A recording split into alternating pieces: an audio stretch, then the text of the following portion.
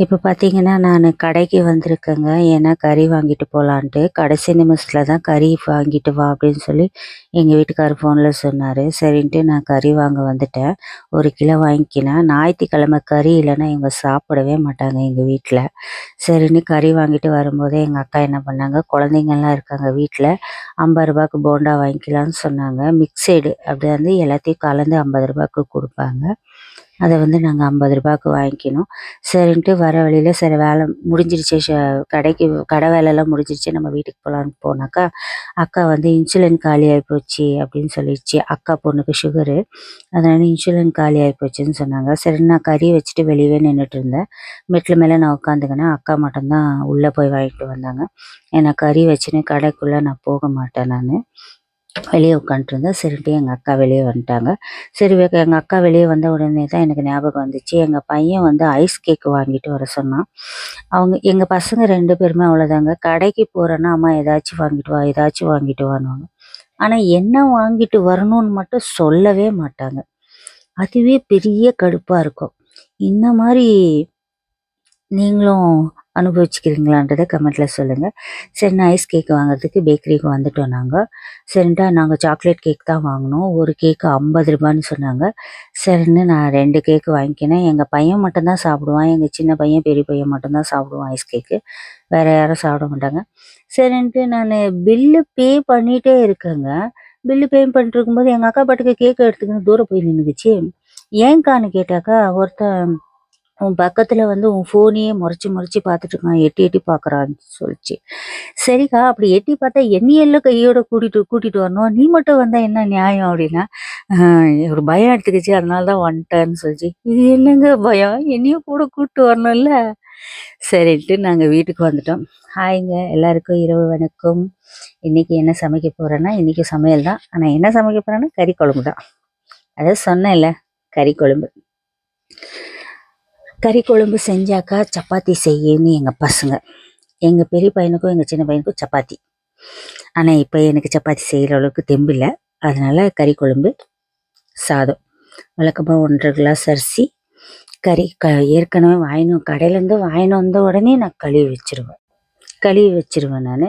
4 தக்காளி, 2 வெங்காயம், கொஞ்சம் கொத்தமல்லி, இஞ்சி பூண்டு பேஸ்ட்டு வந்து வீட்ல அரைச்சது காலி ஆயிப்போச்சு. அதனால நான் கடையில வாங்கிட்டு வந்தேன். இது மஞ்சாத்தூளு, இது மிளகாத்தூளு, இது வந்துட்டு சிக்கன் மசாலா பவுட்ரு தான். இது வந்து தனியாத்தூள். இவ்வளோ ஐட்டம் தான் போடுவேன். இது கூட வந்து நானு மட்டன் மசாலா போடுவேன். ஆனா, ஏற்கனவே கடைக்கு போய் லேட் ஆயிப்போச்சு. சமைக்கிறதுக்கு லேட் ஆயிப்போச்சு. அதனால மட்டன் மசாலா வாங்கல. இருக்கிறதுலயே சமைக்கலான்னு சொல்லிட்டு, அது 4 ஐட்டம் மட்டும் எடுத்துக்கினேங்க. ஒரு 2 நாள் சீக்கிரம் சமைக்கிற அரிசி, இன்னைக்கு என்னமோ ஒரு 1/2 அன் ஹவர் லேட் ஆன மாரியே ஃபீல் ஆகுது. இல்லைங்களா? ம். சீக்கிரம் சமைச்சா இப்படியெல்லாம் ஒரு ஃபீல் வருமோ? வரும்னு நெனைக்கிறேன். 2 வெங்காயத்த நான் கட் பண்ணிக்கினேன் நானு. அ நான் வழக்கமா அவசர அவசரமா செய்யும்போது வந்துட்டு ஒண்ணு எண்ணெய் ஜாஸ்தியாயிடும். இல்லன்னா வந்துட்டு காரம் ஜாஸ்தியாயிடும், உப்பு ஜாஸ்தியாயிடும். ஏதாச்சும் ஒண்ணு ஜாஸ்தியாயிடும். ஆனா பொறுமையா செய்யறன்னைக்கு சாப்பாடு சூப்பரா இருக்கும். அப்போ இன்னைக்கு நான் செஞ்ச குழம்பு நல்லா இருந்துச்சு. அப்பதான் ஒண்ணு யோசனை பண்ணேன். நம்ம பொறுமையாவே செய்யலாம் இல்லையா? அப்படின்னு. எங்க பெரிய பையன் எப்ப பாரு சொல்லுவான். அம்மா பொறுமையா செய்யுமா, பொறுமையா செய்யுமான்ட்டு.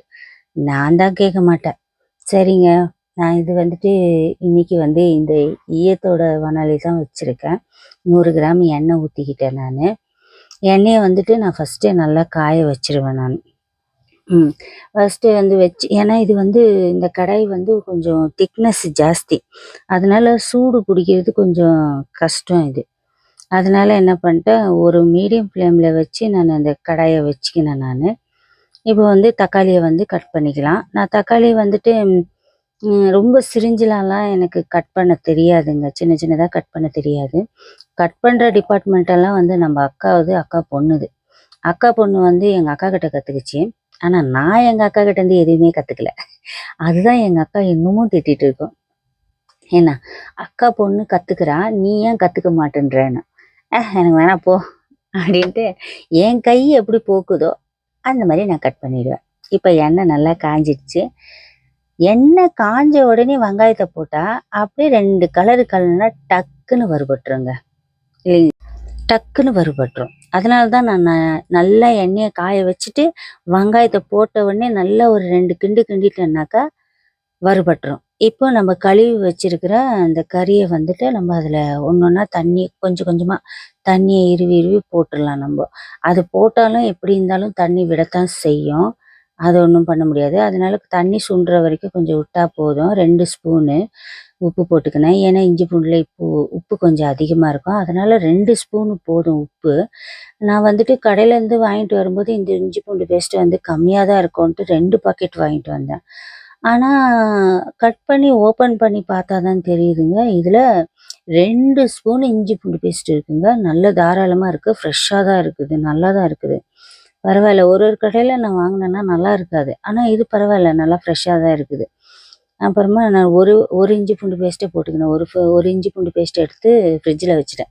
எப்போனா நம்ம தக்காளி சாதம் செஞ்சாக்கா அதை போடுறதுக்கு சரியாகும்ன்ட்டு. இப்போ வந்துட்டு நம்ம மஞ்சள்தூள் போட்டுக்கலாம். போட்டுட்டு அதுக்கப்புறமா போட்டு நல்லா கிளறி விட்டுக்கலாம். நம்ம கிளறி விட்டுட்டு அதை மூடி வச்சிடலாம் நம்ம. இது வந்துட்டு நான்ஸ்டிக் கடாயாக இருந்துச்சுனாக்கா வந்து என்ன ஆகும், சீக்கிரம் வந்து தண்ணி சுண்டிடும். ஆனால் இது வந்து ஈயம் வானல் சட்டின்ற வச்சு தண்ணி அதிகமாக சுண்டலை. சரின்ட்டு நான் என்ன பண்ணிட்டேன், தக்காளியே போட்டுட்டேன் நம்ம. ஏன்னா அது எப்படியா இருந்தாலும் தக்காளி அதில் உப்பு போட்டிருக்கோம் இல்லையா, சீக்கிரம் அது வதங்கிடும். எங்கள் அக்கா கூட சொல்லுவாங்க, சின்ன சின்னதாக கட் பண்ணி ஏன் இப்படி கட் பண்ணுற அப்படின்ட்டு.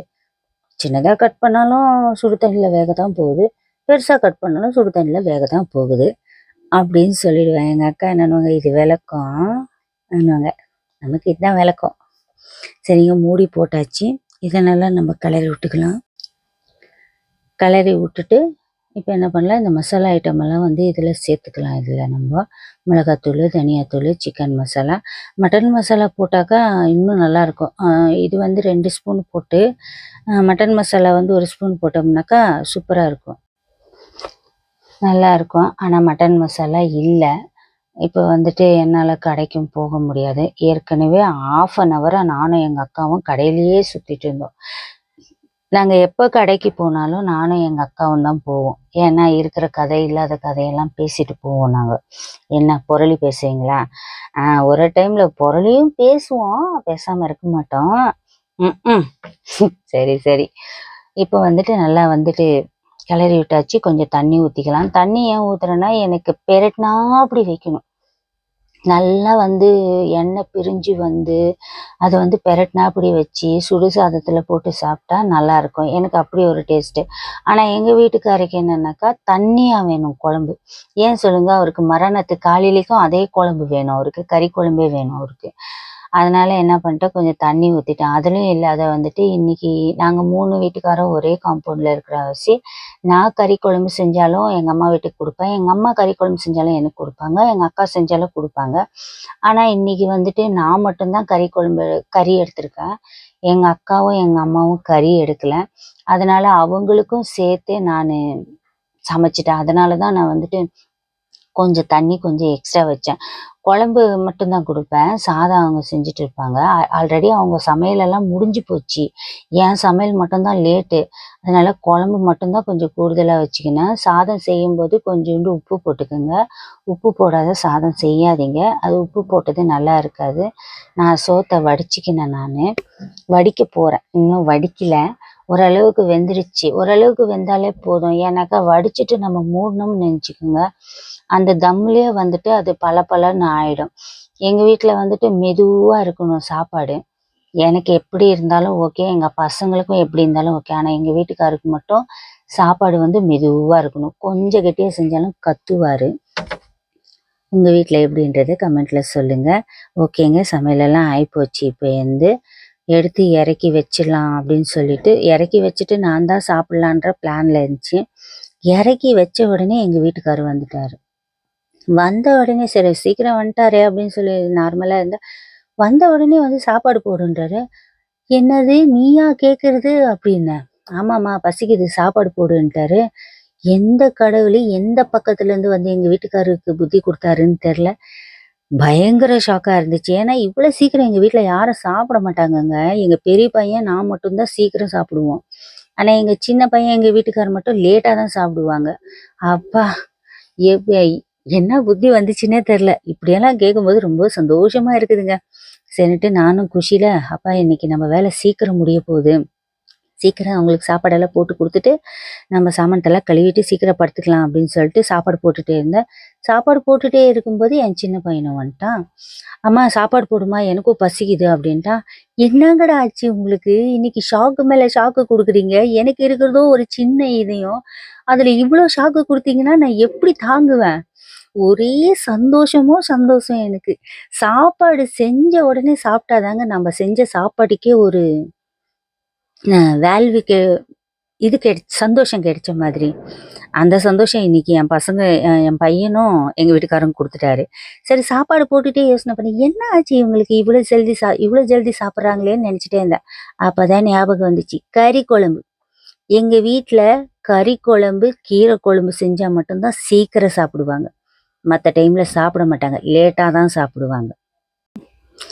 கீரை குழம்பு, கறி குழம்பு செஞ்சா மட்டும் தான் எங்க வீட்ல சீக்கிரம் சாப்பாடு காலியாகும். இத தெரியாம நான் ஓவரா ஃபீல் பண்ணிட்டேன். அதுலயும் எங்க சின்ன பையன் இருக்கிறான் பாருங்க, எந்த குழம்பு செஞ்சாலும் சீக்கிரம் சாப்பிட மாட்டான். ஆனா, அந்த கீரை குழம்பு செஞ்சா மட்டும் ஊருக்கு முன்ன தட்டு எடுத்துன்னு வந்து நின்னுக்குவான். அந்த கீரை குழம்புன்னா அவ்ளோ பிடிக்கும் அவனுக்கு. இந்த கீரை குழம்பு, கறி குழம்பு இது 2 தான் பிடிக்கும். வேற எந்த குழம்பும் வேண்டா வெறுப்பா சாப்பிடுவான். வேண்டா வெறுப்பா சாப்பிடுவான். ரொம்ப விரும்பி சாப்பிடுறதுன்னா இந்த 2 குழம்பு மட்டும் தான்.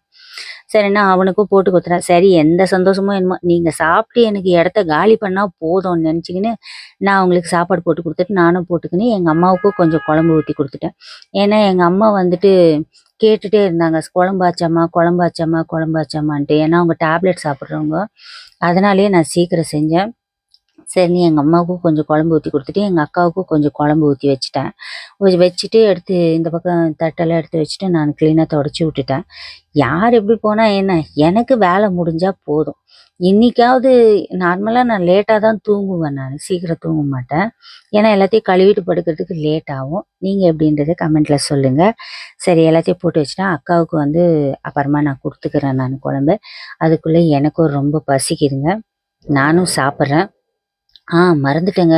ரொம்ப பசியா இருக்கும்போது சாப்பிட்டோம்னா தொண்டை அடிச்சுக்கும். அதனால கொஞ்சம் தொண்டையில கொஞ்சம் தண்ணி கொஞ்சம் குடிச்சிட்டு சாப்பிட்டோம்னாக்கா தொண்டை அடிக்காது. எங்க அக்கா இப்படிதான். ரொம்ப பசியா இருக்கும்போது சாப்பிடும். தொண்டையில வந்து சிக்கிக்கும். தண்ணியும் குடிக்காது. யாருன்னா குடுக்குற வரைக்கும் அப்படியே உட்காந்துருக்கும் சைலன்ட்டா. அந்த தப்ப நான் செய்ய மாட்டேன். அதனால நான் தண்ணி குடிச்சுட்டேன் நானு. தண்ணி குடிச்சிட்டு சாப்பிட்டுட்டேன். ஓகேங்க. சாப்பாடு நல்லாயிருக்கு. நீங்க என்ன சமையல் பண்ணீங்கன்றத கமெண்ட்ல சொல்லுங்க. அதே மாரி இந்த வீடியோ புடிச்சிருந்தா லைக் பண்ணுங்க. மறக்காம சப்ஸ்கிரைப் பண்ணுங்க. ஓகேவா? பாய்ங்க. நெக்ஸ்ட் வீடியோல பார்க்கலாம். பாய்.